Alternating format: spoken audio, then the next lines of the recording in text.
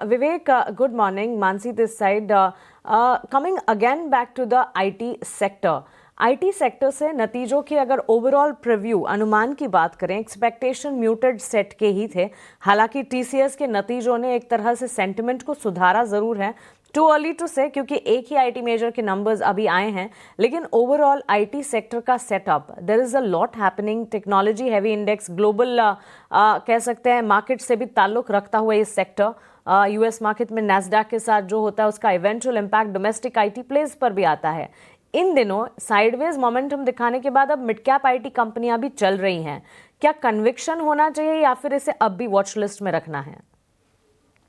देखो, आईटी में मैं दो सेगमेंट में स्प्लिट करूंगा। एक तो जो ट्रेडिशनल है, जैसे ये टीसीएस, इन्फोसिस, विप्रो, एचसीएल, ये सारी कंपनीज, और new age tech companies, IT companies, उसको आप जो भी चाहे आप बोलो। अब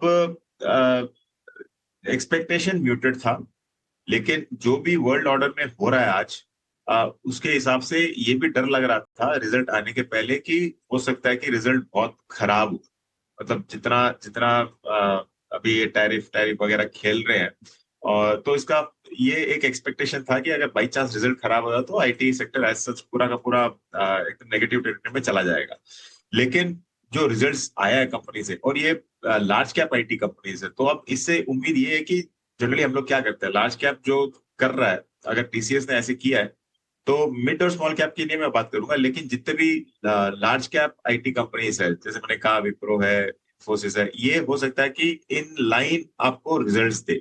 तो इसके लिए आज हो सकता है कि एक थोड़ा सा पॉजिटिव सेंटीमेंट इसमें दिखे। मैं ये नहीं सोच रहा हूँ कि ये बहुत ज्यादा ये रैली वगैरह करेगा और सस्टेन होगा, प्रॉफिट बुकिंग भी आएगा इसमें।